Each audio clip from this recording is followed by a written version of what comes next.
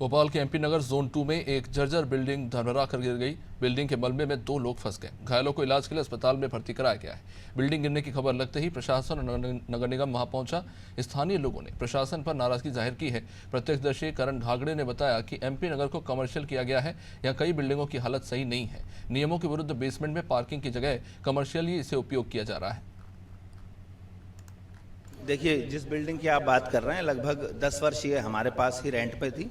2 साल पहले हमने कुछ कारणों से इसको छोड़ा था, क्योंकि हमें साफ दिखाई दे रहा था कि जिस प्रकार से बिल्डिंग का स्ट्रक्चर बना हुआ है और छत से पानी लगातार नीचे उसमें जा रहा है। हमने कई बार ये बिल्डिंग के जो ऑनर थे उनसे कहा कि आप इसमें मरम्मत कराएं या इसका कुछ व्यवस्था करें, लेकिन व्यवस्थित रूप से कुछ काम नहीं हुआ और आज परिणाम आपके सामने है।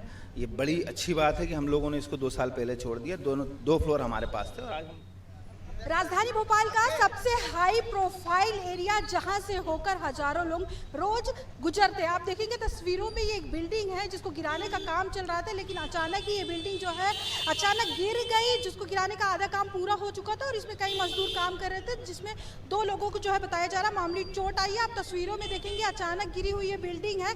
इस हिसाब से आप देखेंगे कई सवाल खड़े होते, जिस मार्ग से होकर लाखों लोग डेली गुजरते, उस मार्ग पर इस तरीके की अनहोनी होती है। हमारे साथ चश्मदीद भी यहाँ पे मौजूद है, उनसे बातचीत करूंगी। किस तरीके से ये हुआ, आप देख रहे थे? मैं तो खैर अंदर था जब ये पूरा गिर गया था, उसके बाद ही मैं आके देखा हूँ। उसके बाद उससे पहले का पता नहीं है कुछ। बाकी बेचारा एक लड़का यहाँ पे जो दब गया था उसको निकाला गया यहाँ से, जो कमर तक लगा था। 2 लोगों को चोट लगी है। मेरे सामने जो 2 लोग गएंगे, बाकी का इसके अलावा मैं कुछ बोल भी नहीं सकता हूँ। जब ये बिल्डिंग का काम पहले से चल रहा था गिराने एक महीना समथिंग से तो काम चालू था, 1 महीने के समथिंग से। कितनी बिल्डिंग बची थी जितनी गिरी?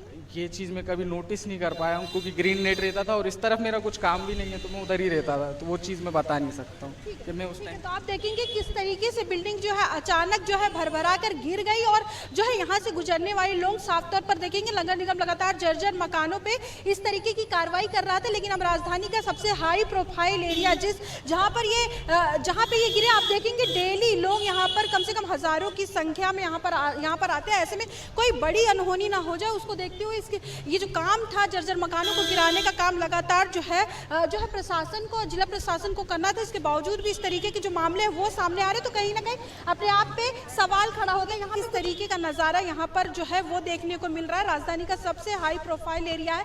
अपने आप में कई प्रश्न चिन्ह इसलिए भी खड़ा होता क्योंकि यहाँ से हजारों लाखों लोग रोज जो है गुजरते हैं और लगातार जब नगर निगम और तमाम लोग ये दावे करते कि हम जर्जर मकानों को लेकर लगातार कार्रवाई कर रहे थे, बावजूद इसके भी ऐसे नज़ारे देखने को मिलते, तो सवालिया निशान लाजमी है उठना। कैमरामैन अरविंद के साथ शबाना, अनादि टीवी, भोपाल।